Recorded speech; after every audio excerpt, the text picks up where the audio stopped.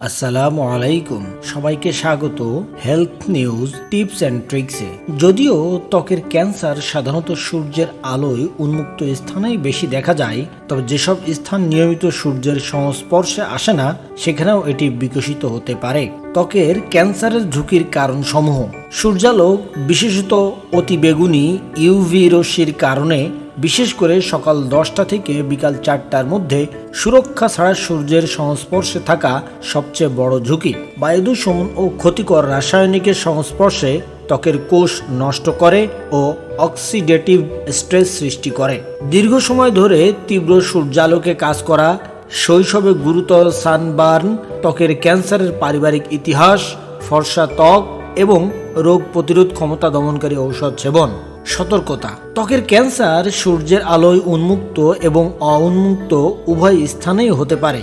প্রাথমিক শনাক্তকরণ ও চিকিৎসা গুরুতর জটিলতা বা মৃত্যু ঝুঁকি কমায়। প্রতিরোধের উপায়: সূর্য থেকে সুরক্ষা: বাইরে থাকাকালীন শার্ট, হ্যাটের মতো প্রতিরক্ষামূলক পোশাক পরুন।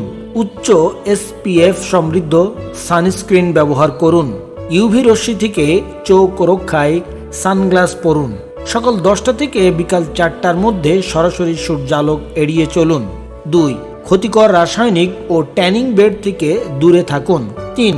নিয়মিত ত্বক পরীক্ষা: আপনার ত্বকের স্বাভাবিক অবস্থা চিনুন। প্রতি মাসে স্ব-পরীক্ষার মাধ্যমে তিল, দাগ, ফ্রেকলসের পরিবর্তন খতিয়ে দেখুন। কোনো অস্বাভাবিকতা যেমন দাগের আকার, রঙের পরিবর্তন, চুলকানি বা রক্তপাত দেখা গেলে অবিলম্বে চিকিৎসকের পরামর্শ নিন। মনে রাখবেন, সচেতনতাই প্রতিরোধের প্রথম ধাপ। আজ এ পর্যন্তই।